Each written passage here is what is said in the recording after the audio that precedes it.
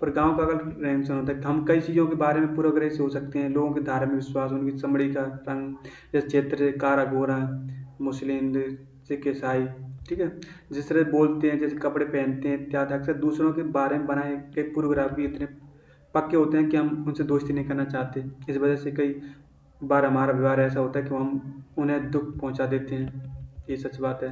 लड़के और लड़कियों की में भेदभाव होता है। आजकल के समाज में हम चाहते हैं कि लड़के ही हों, पैदा हों, क्योंकि वो चाहते हैं कि लड़की तो पराया घर चली जाएगी, तो लड़की बनने से क्या फ़ायदा। तो ये भी एक पूर्व ग्रह है, ठीक है। तो इस प्रकार का नहीं होना चाहिए। लोग तरह तरह की बातें भी करते हैं। तो मान लो कोई विकलांग है तो फिर भी भेदभाव किया जाता है, क्या उसका दिमाग सही है। ये सारी चीज़ नेगेटिव इफेक्ट हैं, ऐसा नहीं होना चाहिए।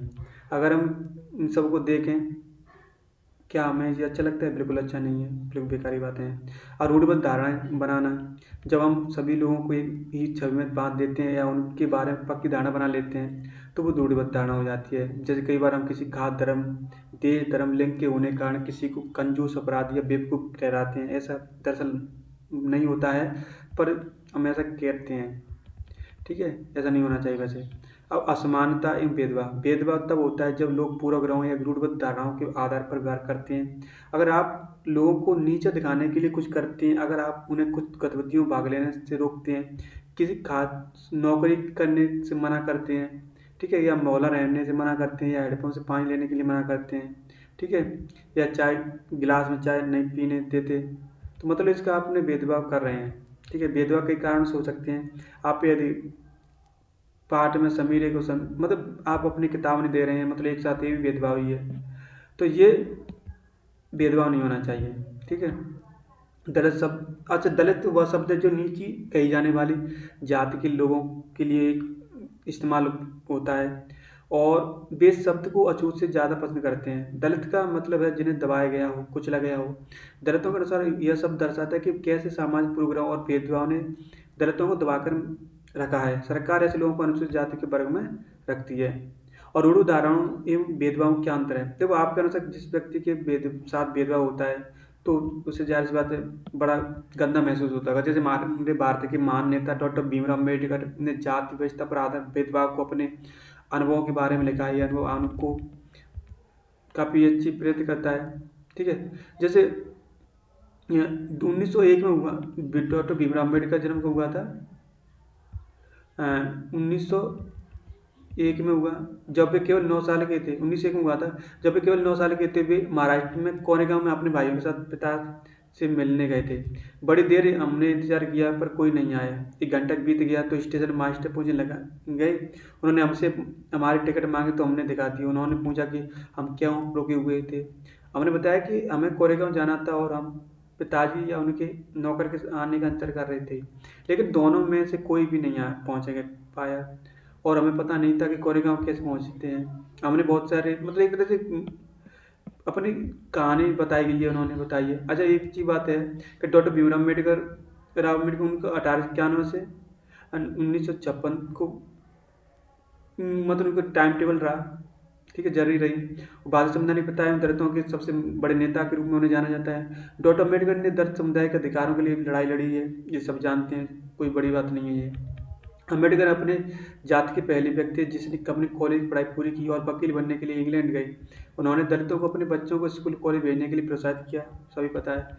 दलितों के मंदिर में प्रवेश के लिए जो कई प्रयास किए जा रहे थे, उनका अम्बेडकर ने नेतृत्व किया। उन्हें ऐसे धर्म की तलाश थी जो सबको समान की निगाह देखने लगे। जीवन में आगे चलकर उन्होंने धर्म परिवर्तन करके बौद्ध धर्म को बनाया। उनका मानना था कि दलितों को जात प्रथा के खिलाफ आपस में लड़ना चाहिए और ऐसा समाज बनाने की तरह काम करना चाहिए, ठीक है, जिसमें सबकी इज्जत हो, न कि कुछ ही लोगों की।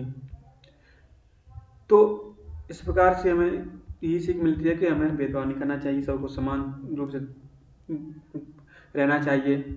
और समानता के लिए संघर्ष भी किया। ब्रिटिश शासन से आज़ादी पाने के लिए जो संघर्ष किया गया था, उसमें समानता के व्यवहार के लिए किया गया संघर्ष भी शामिल था। दलितों, औरतों, जनजाति लोगों और किसानों ने अपने जीवन में जिस गैर बराबरी का अनुभव किया, उसके खिलाफ उन्होंने लड़ाई लड़ी।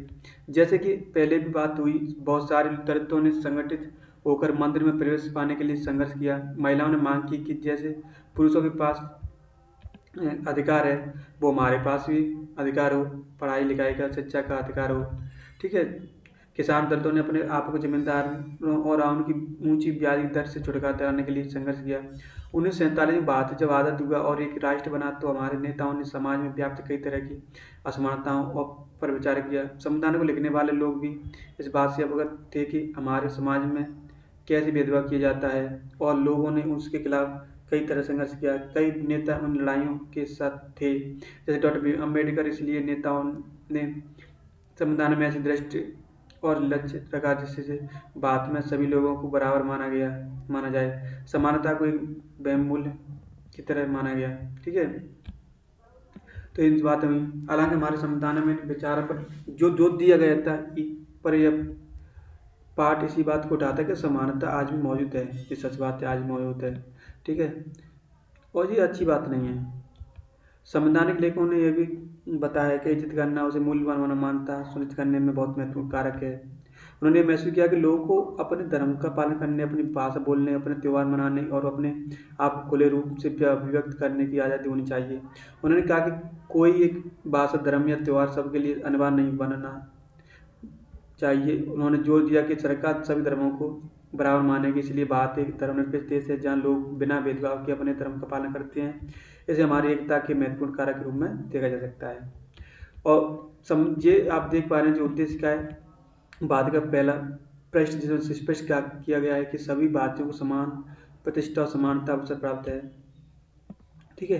तो यही हमने यहाँ से सीखा कि समानता और समानता हमें साथ में रहना